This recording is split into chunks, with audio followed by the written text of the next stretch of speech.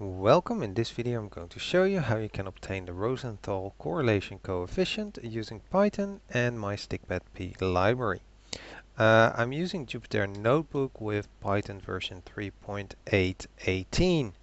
Now this coefficient is one that I came across in a few different sources. It's fairly straightforward. It's simply a z value divided over the square root of n.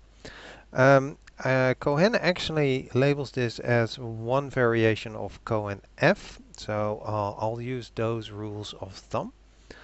As mentioned, it only takes as input a z value and a sample size, so I'll simply enter those. As an example, the z value is usually obtained from a statistical test that uses a normal distribution. So for example, a Wilcoxon signed rank test with a normal approximation. My library can be installed not using immediately pip install, but you have to really link it to my GitHub account.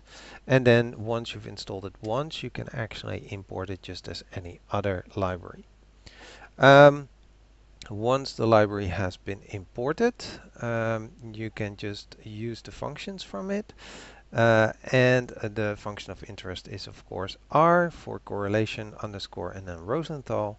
You just give it those two values and it returns the correlation. As a rule of thumb, you can use TH for thumb rules and then Cohen F. And according to Cohen, then this should be classified as medium. Alright, I hope this video was helpful and thank you for watching.